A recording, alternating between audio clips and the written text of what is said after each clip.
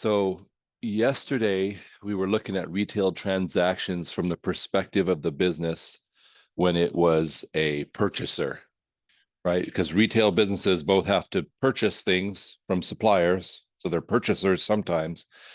And then today we're going to look at from the aspect of them as a seller. They're selling things to customers.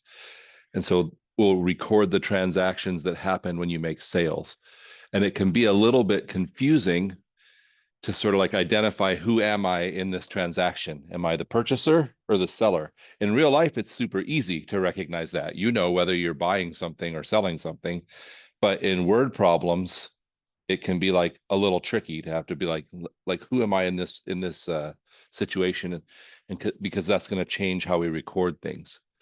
So the first thing we have to recognize is we have two different things happening when we sell something to somebody, two different sets of transactions occurring. Because for one, we have I call it the retail transaction. In other words, when I buy stuff and when I sell it, I try to buy it at a lower price and sell it at a higher price. That's how you make money in retail, right? And so I have to record the retail price, how much I'm selling it to the customer for. And that transaction is always going to be either cash if we're selling it to somebody for cash, or accounts receivable if we're telling them they can pay us later, and sales. So this will be at the full amount that we're selling it to the customer for. But at the same time, we're having to account for the fact that our inventory is now going down because we're selling that inventory out.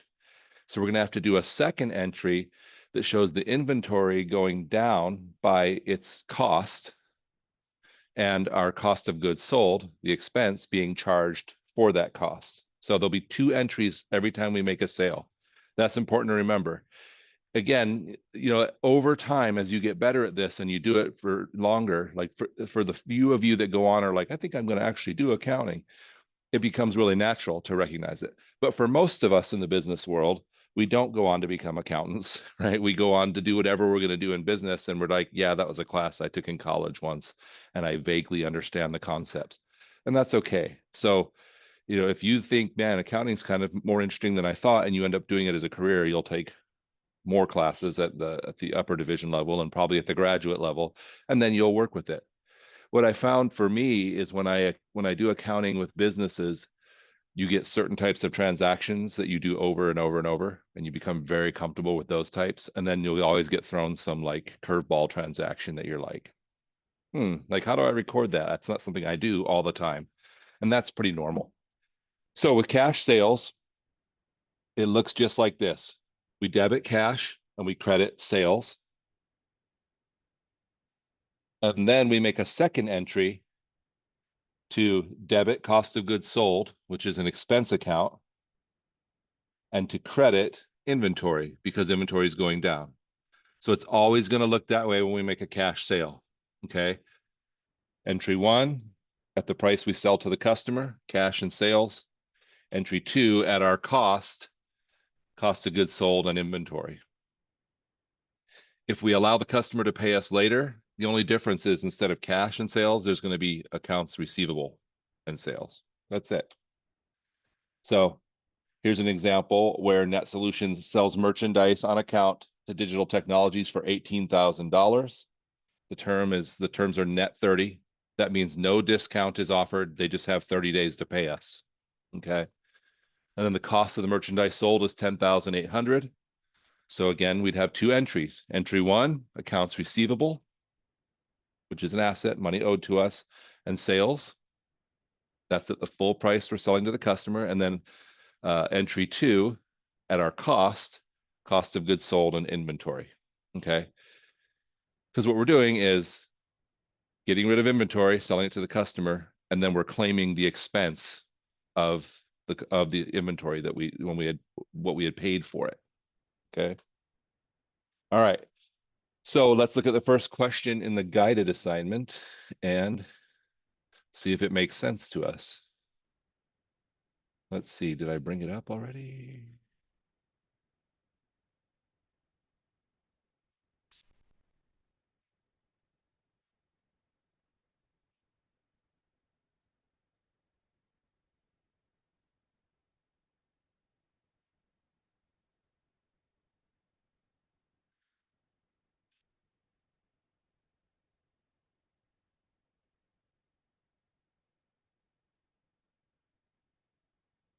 All right.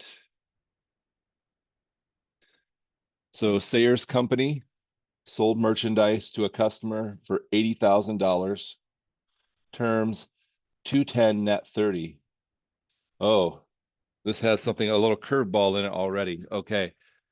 So we saw this a little bit yesterday, but we're gonna have to get our brains used to it because it's a little different.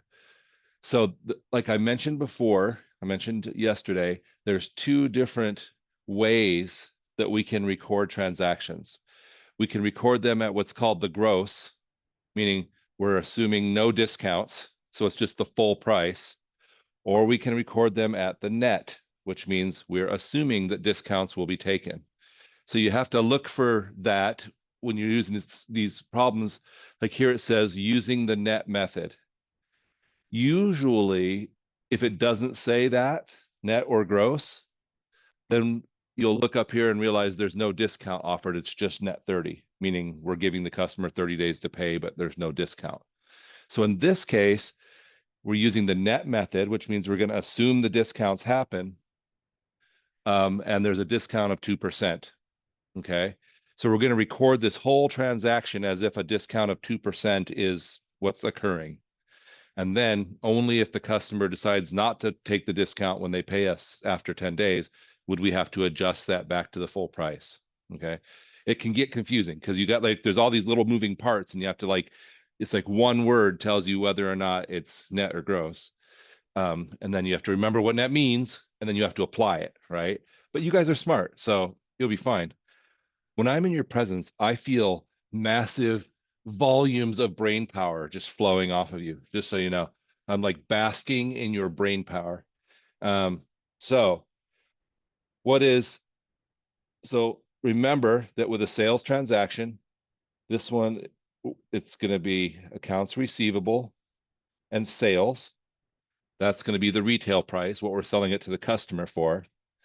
And then it's going to be cost of goods sold and inventory at our cost. And the retail price happening here is going to include a 2% discount. So I'm going to take $80,000. I'm not going to be collecting 100% of it. I'm going to be collecting 98% of it, or 100% minus 2%. And that will tell me how much the discount is. So if I go 80,000 times 0.98, I get 78,400. So my accounts receivable will be 78,400. My sales, 78,400. Again, that's because I'm assuming the customer will take the discount. And then here it tells us the cost of goods sold was 58,000.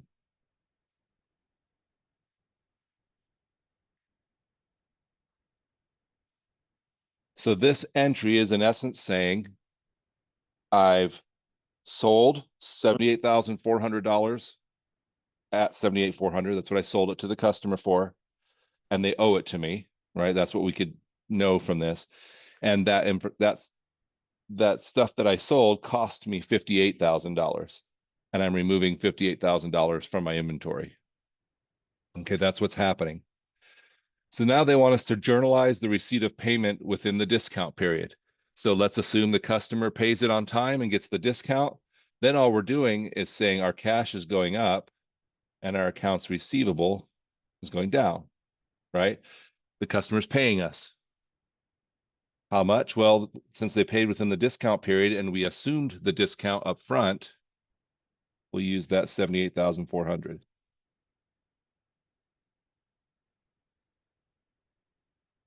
So that's pretty easy. My accounts receivable went up by 78.4. My sales went up by 78.4.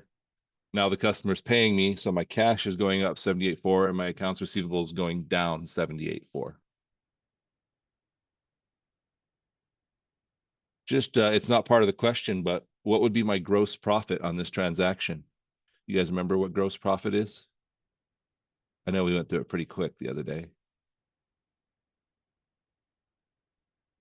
You know, you made a look that was like, maybe. All right. It's our sales minus our cost of goods sold. In other words, what profit did we make before we look at all of our other monthly operating expenses?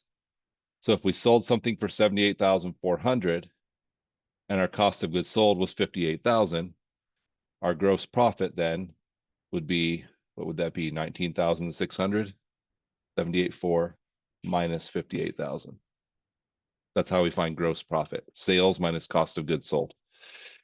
All right, part C says journalize the entry to record the receipt of payment beyond the discount period. So let's say the customer doesn't pay us within the discount period, and you're like, you stink, customer, because I already assumed you would, and now I got to change things because you didn't. Actually, if you're like me, you're like, sweet, they have to pay me 80,000 instead of 78.4, right? So what's happening? The customer's paying me $80,000 in cash because they didn't take the discount.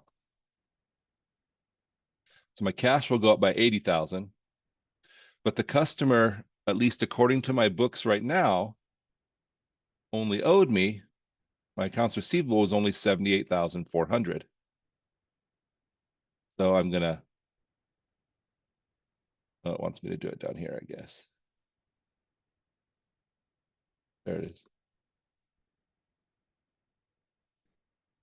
So now I'm not in balance, right? So there must be some other part to this. And it's that I have to recognize that other, what is it, $1,600 to make it balance? I have to recognize that as sales. So when we're using the net method and we assume they're going to take the discount, and then they don't take the discount, we have to show that we actually got more cash than what we planned for. We only planned for getting 78.4, but we got 80,000 because they didn't take the discount. And that additional 1,600 is going to add to the sales, right? Because what we really ended up doing is getting cash of 80,000 and sales of 80,000, even though we only originally planned to get 78.4. So when we do net, we assume the discount. And if the customer doesn't pay within the discount period, we have to make this adjustment to sales to show that instead of selling it for the discounted price of 78,400, we are now selling it for the full price of 80,000. Okay. That's all we're doing. And then when they use the gross method, then you assume up front they're not going to take the discount. So you put the full 80,000 in the initial transaction. And then if they don't take the discount, fine, right? You just show that you collected what they owed you. But if they do, you'll have to do an adjustment to show that your sales went down by 1,600 because they did end up taking it. Once you get used to it, it's not hard, but at first it's all new, right? So it's a little bit confusing. Again, it's like someone trying to explain a card game or a board game to you, and you're like, freak, man, let's just play a couple rounds and then I'll understand it. Because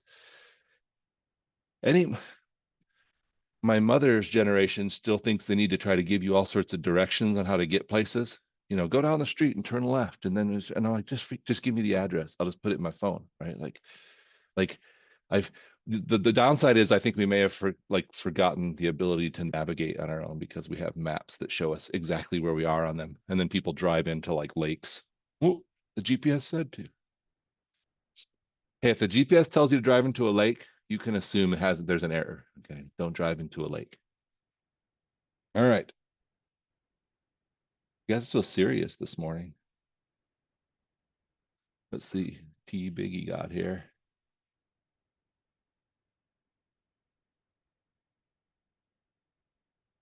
Just updating my attendance here. Abby get here? No, I don't say I didn't see her. Charusha's here.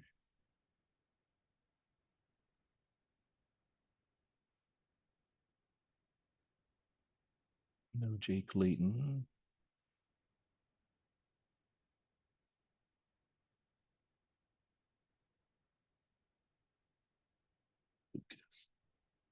All right, sorry about that. Okay, so let's go back to presentation. All right. So just like when we were the buyer, and sometimes they would either offer us a discount, which we just kind of have learned about, or refunds and allowances. When we're in the position of the seller, we might be offering refunds and allowances to our customers. So we have to account for that. Sometimes we do it with these special accounts that are called customer refunds payable and estimated returns inventory. In essence, what we have to do is we have to recognize that we may have refunds that we've offered to people, but that we haven't yet paid them. Okay, that happens especially if the customer's already paid us, and then they come for a refund. And so just know that these accounts exist. And then the other one is estimated returns inventory. This is inventory for merchandise that we expect to have returned. The reason we do this is because as you operate over time, you start to learn that no matter how good your product is, there will be a certain amount of returns. And so even if your customers haven't asked you for a return yet, you want to estimate, I expect I'll have some returns. It's hard when you first start a business to know how much returns you're going to normally have. But in time, you can start to develop sort of a profile and be like, yeah, about 3% of what we sell, we're going to be expected to return. Because what happens is we sell it in this period, but maybe they don't return it till the next financial period, right? Especially if we're keeping track month by month. And if we give them 30 days or 60 days to make returns, we want to be able at the end of the month to claim the cost of that return on this month, even though it may not happen until next month. So we make an estimate. Okay. That's what's going on with these special accounts. So here's an example. Net Solutions estimates that from 2017 sales, it will have a refund to grant customer allowances of $7,000 during 2018. So what they're doing is they get to the end of the year and they're like, we should probably take an expense for these refunds. And our past experience tells us that it's a certain percentage of our sales, and that looks like it's going to be $7,000 coming up in the next year. Again, in a problem, they'd have to give you all this information, like we'll see in these problems. But in real life, you have to like come up with a way of estimating yourself that's reasonable. When the IRS audits you and they're like, are you taking expenses that you didn't really have? What they're going to look at is, was your process reasonable? And if you say, well, we just averaged the last 3 years, and that's what we use to estimate the next year's, they consider that reasonable, right? Because how else are you going to do it? All right. So you'll see that they also estimate $5,500 of merchandise will be returned. So you see what they do is debit sales. Remember, sales is a revenue account. So they're decreasing sales and crediting the special account customer refunds payable, which is a liability. So they're decreasing revenue, increasing liability, meaning we expect we're going to have to pay $7,000 in refunds in the next year. And then with estimated returns inventory, they're debiting estimated returns inventory and crediting cost of goods sold. In other words, decreasing the expense on stuff they think they're going to have to return. This is a little confusing. We're not going to dig into it super deep, but you'll see like one or a couple problems on the homework where you have to sort of work through the problem. Just a reminder, there is a link always for the textbook, or it will take you to that section in the textbook and you can see an example of what they're doing. And for many problems, there's also a link to like a show me how to do it one, right? So if you get stuck, I think most of you have figured that out by now, but there's always a few people that are like, whoa, I didn't even realize that link was there. Like, don't be afraid to use the textbook. Back in my day when we had paper books, we, used a lot of examples out of it. But I feel like the online book makes it harder to realize you have a book there because it's not like a tangible book or something. All right. Then on March 4th of the next year, Blake & Sons returns merchandise to Net Solutions with a selling price of $1,800 for a full cash refund. So they record it like this. They debit the customer refunds payable. In other words, they're reducing the liability now because somebody actually made a return.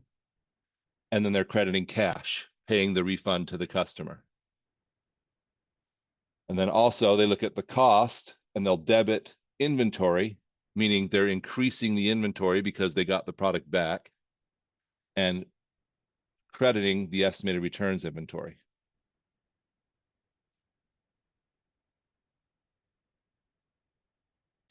Sometimes we'll have a buyer who's already paid for merchandise decide to keep it.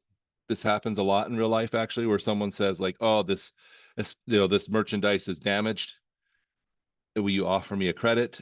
And as a seller, we'll say like, yeah, we'll give you like a partial refund, but just go ahead and keep it. Um, Especially happens in like people who sell food to restaurants, right? Like if I buy a whole case of stuff from you and uh, you know, it had been dropped on its corner and like three or four of the things inside of it broke, but all the rest of it are good. Rather than saying return it to us and we'll give you a refund, we'll just be like, oh, we'll credit you for the ones that were broken. And so then we're giving them money back, but we're not taking the inventory back in for us. So then we just debit customer refunds payable and we credit cash. All right, so let's look at an example here. Where'd you go? I think I minimized it.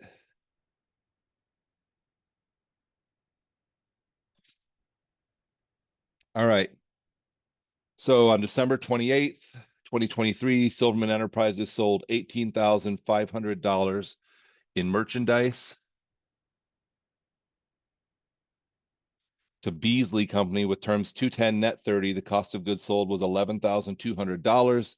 Silverman prepared its adjusting entries, yearly financial statements, and closing entries.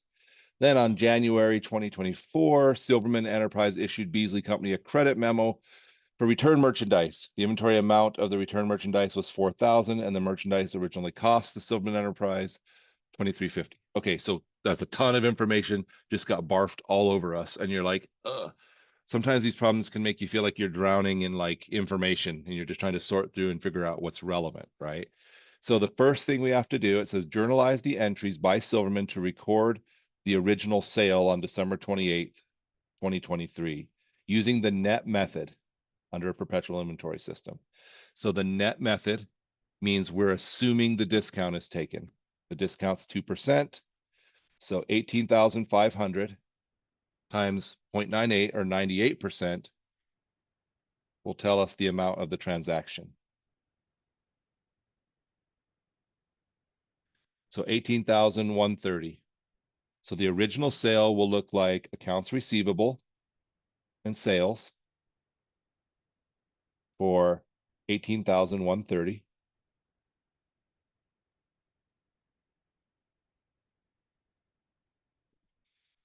And then the other side of that transaction will be our cost of goods sold and our inventory at our cost, which was 11,200. You'll notice we're not applying any discount to our costs because no discounts happening there, right? So that's the original transaction.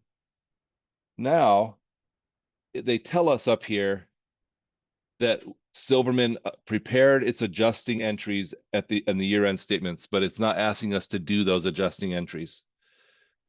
So all we're doing now is we're getting down to 2014, or sorry, 2024 on January 3rd, and we're going to record this return. Okay. So the return is going to look like this. Customer refunds payable is going to be our debit, and accounts receivable is going to be our credit. So what we're doing is we're reducing the amount of customer refunds payable. Remember, it's a liability, so the debit will decrease it. And we're reducing the amount the customer owes us because we're giving them a return. So then we have to look up here and it says, let's see.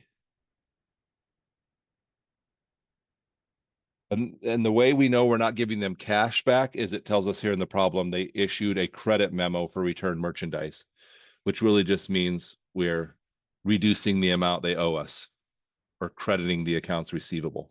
Okay. Again, there's a lot of little things going on here. So the invoice amount for the return merchandise was $4,000. So again, this is a little confusing because if the invoice amount was 4,000, but we already assumed the discount, then the return is going to be done at the discounted price. Okay. So we're going to say 4,000 times 0.98.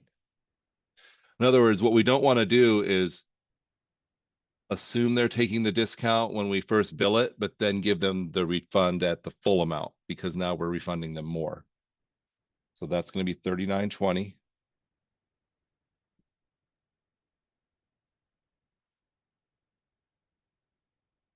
And then the second part of that is going to be our inventory increasing because we're taking the goods back.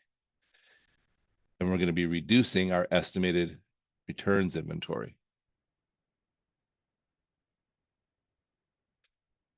And that is going to be at the cost. So 23.50.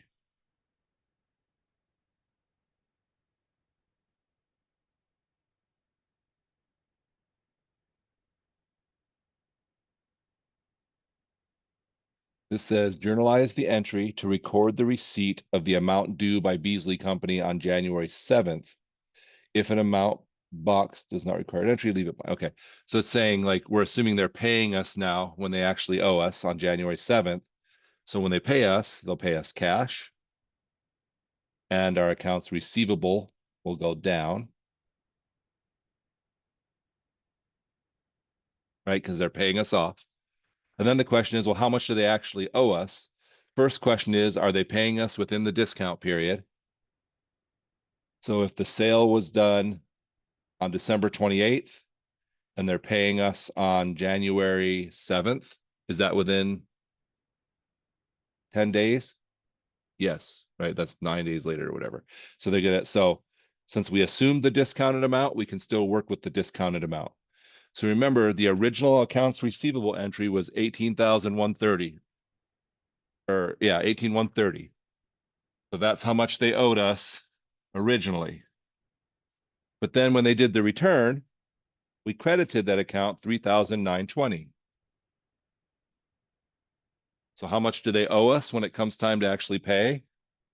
Well, whatever the balance of that is. So 18,130 minus 3,920. They owe us $14,210. So again, none of the math is crazy. And even the concept's not really crazy, but it's just a lot. And so it's like you're not wacky if you're like, this is like a lot of stuff for me to remember. That's a normal place to be at this stage, which unfortunately is why we have to do assignments. So we reinforce the concept, right?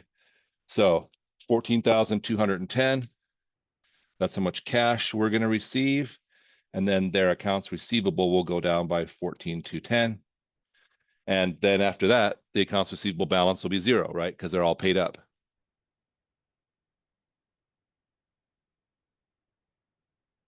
Why did you not check?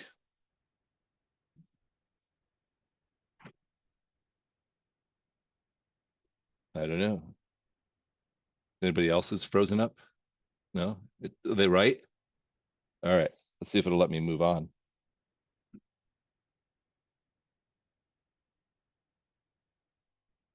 Hmm,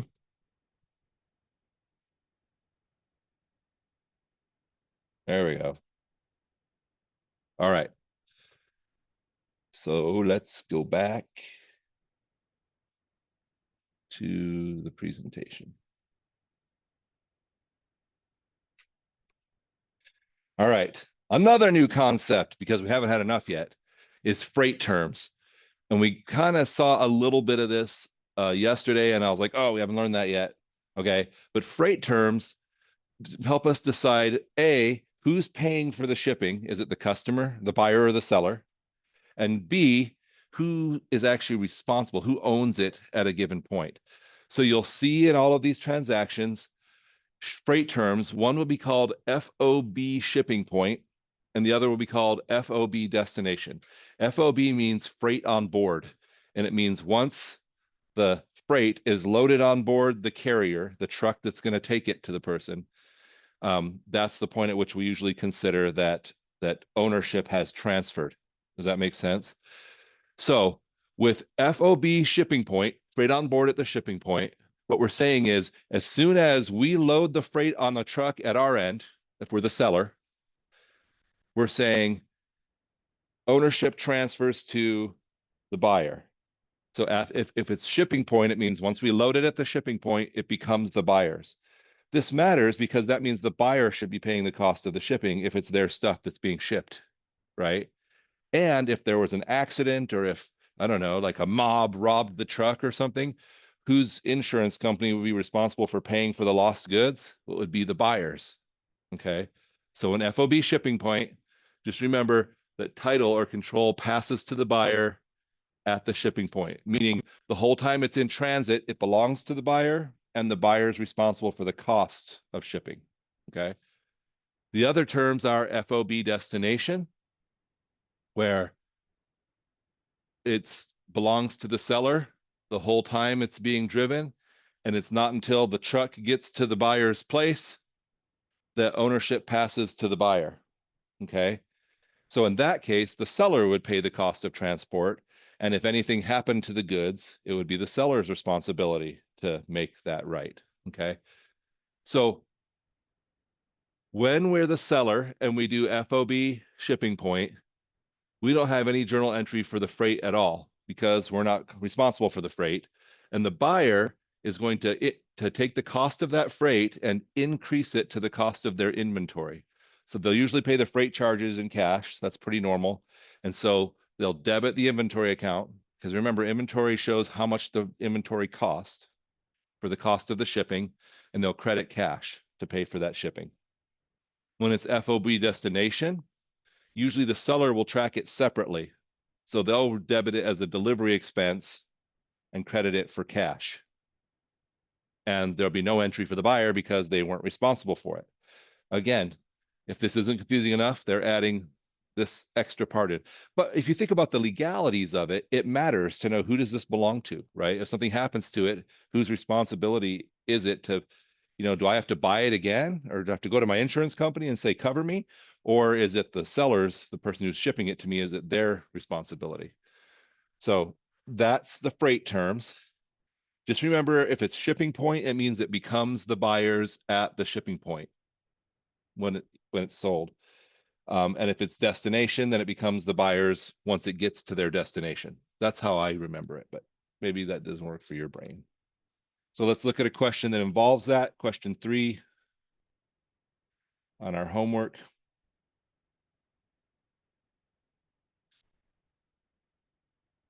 All right, so it says determine the amount to be paid in full settlement of each of 2 invoices, A and B, assuming that credit for returns and allowances was received prior to payment and that all invoices were paid within the discount period. All right, so we have a merchandise amount of $24,000. The seller pays for the freight. It's FOB destination, meaning it remains the property of the seller until it gets to the destination, which means the seller is typically responsible for the freight. Has terms of 110, net 30, and there were returns and allowances of $2,000. So all that stuff going on there. So what we're going to say is, how much do we have to pay as the buyer? So if it was $24,000, less a discount or less an allowance, a return of 2,000.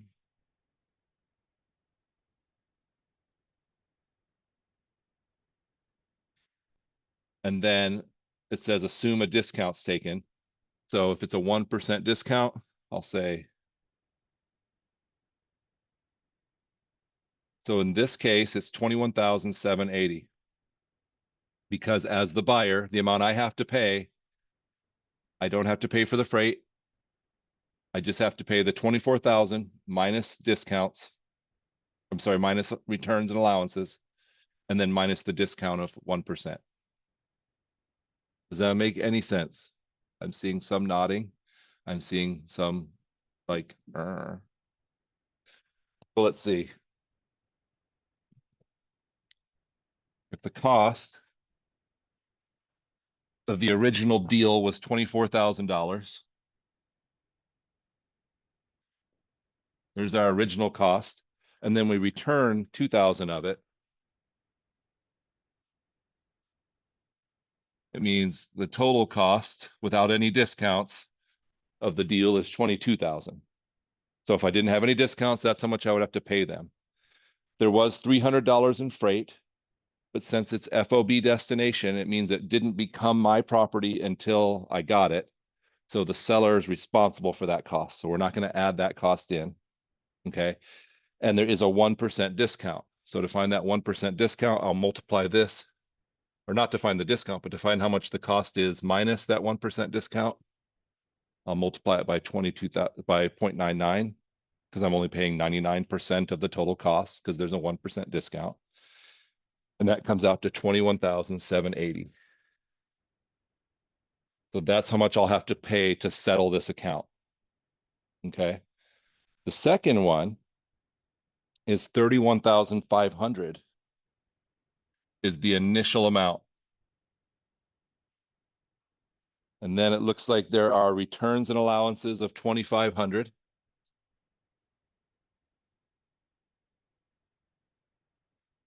Which means what? That with no discounts or anything else, I would owe them $29,000. There's a 2% discount. So to figure out how much I owe them, I'm going to multiply this by 0.98. 29,000 times 0.98 is 28,420. And then in this one, because it's FOB shipping point, I'm also responsible. A lot of times what will happen is the seller will pay for the freight and then bill me for the freight as part of this. So they'll just add the freight cost to the bill. Was it 250? Yeah.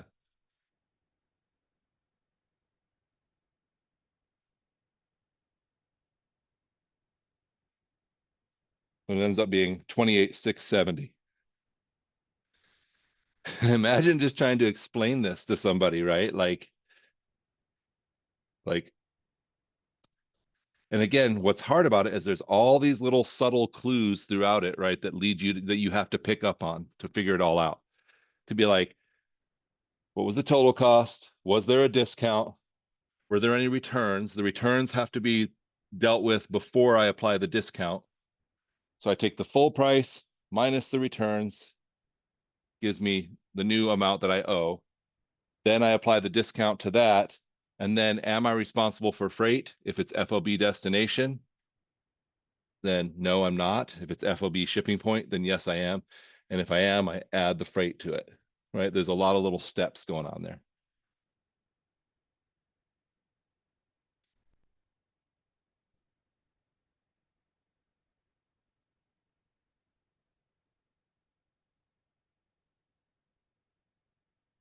Wait, there's more.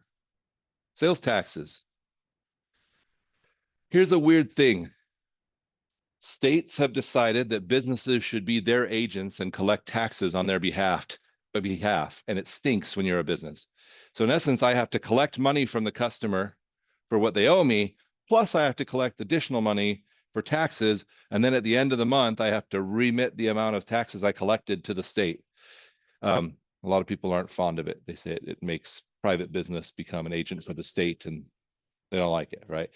But because otherwise what the state would have to do is make you submit as a personal buyer some sort of a thing to the state each month saying how much stuff you bought and then calculate your tax and like pay them. And that'd be weird too, right? So as a seller, we tend to record sales tax like this. So if we sell $100 to someone and it's subject to a tax of 6%, it would be accounts receivable would go up by 106. That's how much they owe us. The amount of sales, the amount of revenue we earned was 100. And then the other creates a liability, money we have to pay to the government, money we've collected that's not ours. Okay. So it does a sales tax payable.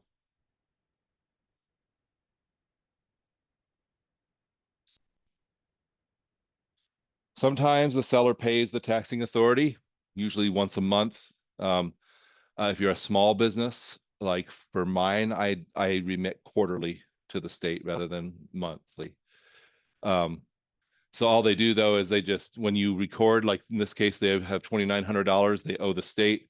You just debit sales tax payable, so the liability is going down, and credit cash, cash is going down. So this would show like they really now what you do is this, you have a little login to the state tax system. You go in there and you fill out a little online form, and it shows how much you owe, and then you hit submit, and it just takes it out of your account. In the good old days, we had to write a check, but now it's just like an ACH. But again, not crazy complicated compared to some of the other things we've been looking at, but you'll see it. So again, let's look at another problem. Whoops, I think that should say question 4.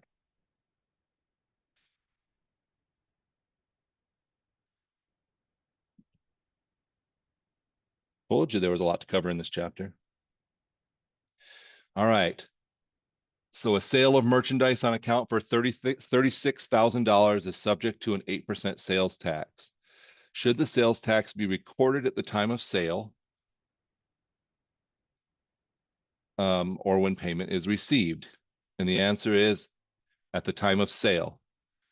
So in other words, you owe the government the taxes even if they haven't paid you yet, which kind of stinks, right? But that's how it works. So we record it at the time of sale. What's the amount credited to sales?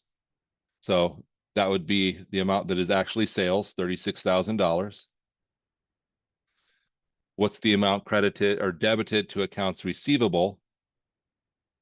That's going to be, so there's again 2 ways to do this. We could go $36,000 times 0.08. That tells us how much tax there is, right? And then we could add that to the $36,000, which gives us 38,880. Or the other way to go about doing it is say $36,000 times 1.08, meaning we're going to collect 108% of the amount of the sales. 36,000 is the 100% plus 8% more for the tax. It'll give us the same answer either way. So whatever works best for your brain, you can do that. What is the account to which the 2880 is credited? The answer is, you know, says tax payable. That's right. So that's money we owe to the government for these sales taxes.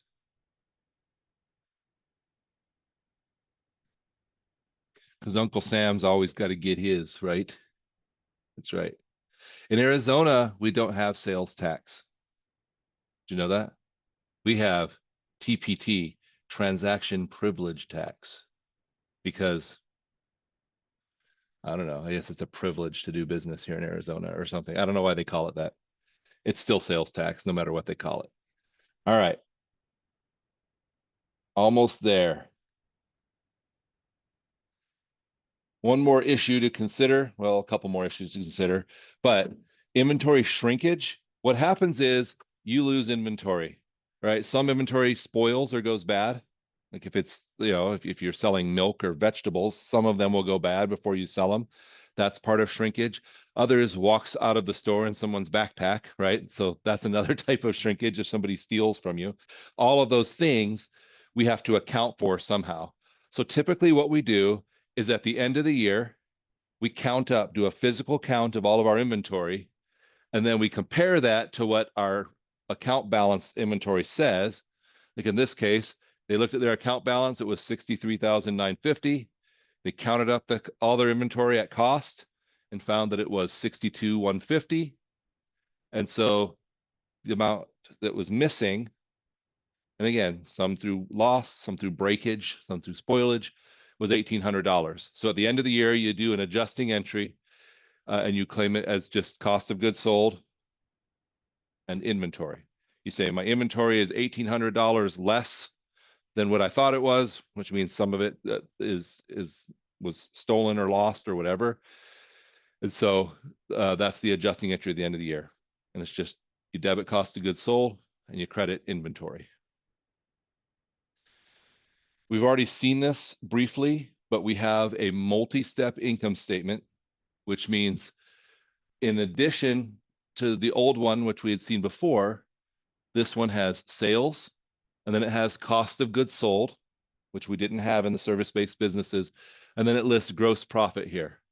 So sales minus cost of goods sold is our gross profit. And then it breaks the expenses into a couple categories. Selling expenses, the costs of actually selling stuff to people, and administrative expenses, the costs of just running the business outside of selling. And so this is the same thing we've done before, but with more detail, right? To give somebody a more detailed look at the business. And so we add up all those operating expenses and we do our gross profit minus operating expenses is net income, or I'm sorry, operating income. And then they subtract other revenue and expenses, which is usually like any rent revenue, which means we made some money, but it's not from our normal operating business, rented out some extra space or something, but not our normal business. And then our interest and taxes will go in that other as well. And then the operating income minus the other revenue and expense is going to be our net income. So I just want you to be familiar with that's the multi-step income statement. The balance sheet, again, looks a little bit different because we have the current assets of inventory, which we didn't have in a service-based business, and the estimated returns inventory. And then we also have, so that's the extra assets. And then we have the extra liabilities of like customer refunds payable and estimated coupons payable. If we've issued coupons, we've got to recognize we'll have to pay some of those out. Okay. All right, so we're about out of time. I'm going to kind of continue through this. We still have a few minutes left, but it may go over a few. If you need to leave, you're not being rude. You just leave. But I'm going to try to finish it out. So if you do have to leave, you may have to like pull up the video later to finish this guided assignment. Okay. But it's still 2 minutes before the normal end of class. So don't leave yet. All right. So here's a multi-step income statement. They're giving us all of this information, so much, and it asks us to prepare this multi-step income statement. So remember up here, we're going to have sales minus cost of goods sold is what's going to give us our gross profit. So our sales are given to us 8,245,000. And our cost of goods sold, 5,500,000. So our gross profit then is our sales minus our cost of goods sold.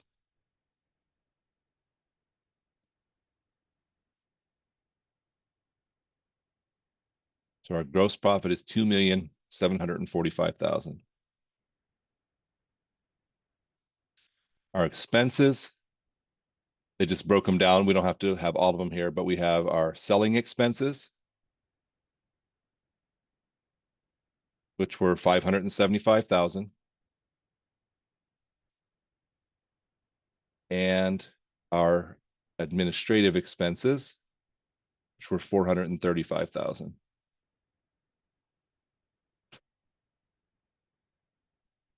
We add those up to get our total expense, 575 plus 435 gives us $1,010,000.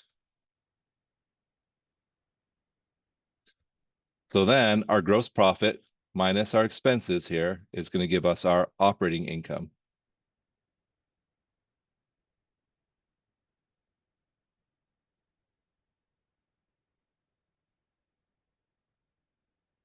Which is 1,735,000.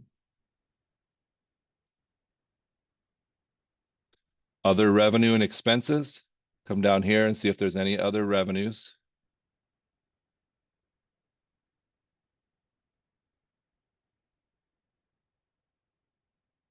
Not seeing a lot. And then other expenses might be like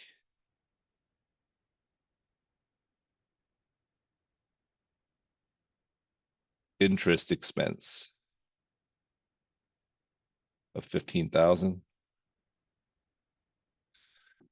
And our operating income minus our interest expense is going to give us our net income.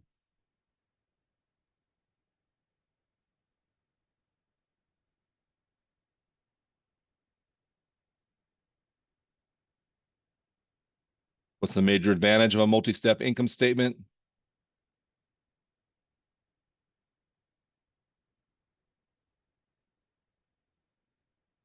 I think the advantage that it wants here shows the relationship of gross profit to sales, maybe. I don't know. I always hate that, like, I don't know what you guys want from me. Those questions are dumb. Says I. All right. Are we good on that one? We'll do it pretty fast.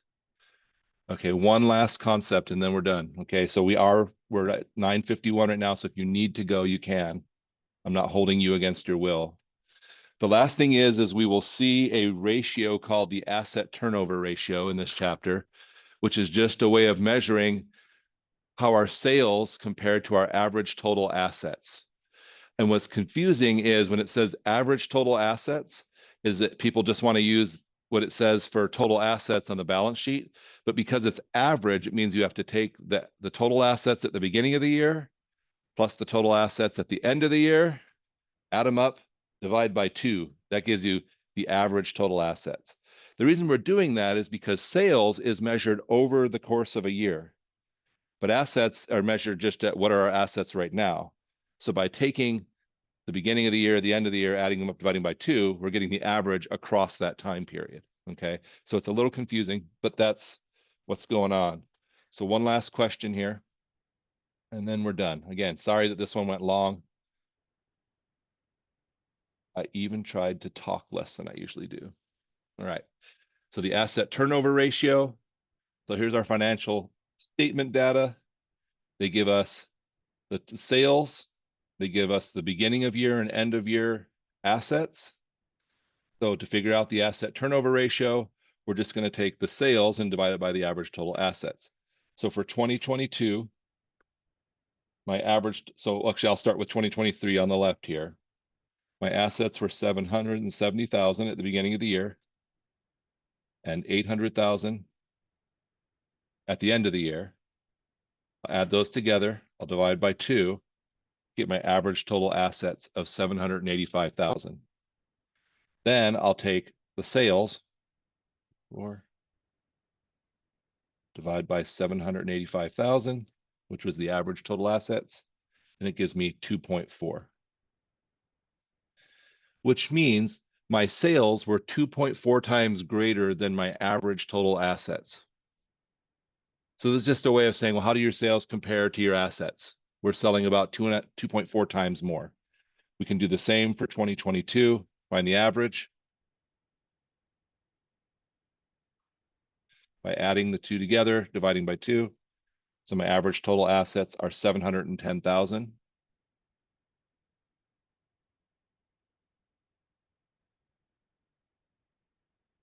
Whoa, something was weird there. I did times.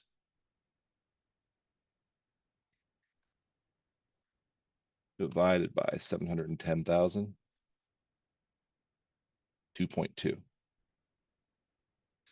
So we can look and we can now compare those and say our sales relative to our average total assets is increasing from 2022 to 2023. Is the change in the asset turnover favorable or unfavorable? In this case, higher is better, and so it's favorable, right? Because relative to our total assets, we're selling more. And the more you can sell relative to your assets, the better off you are. All right. Sorry that went a few minutes long. I hope you have a terrific day, and I hope I see you tomorrow. You're not like so burned out that you're like, nah, forget this. She'd rather run an extra 2 miles than come to another class. No.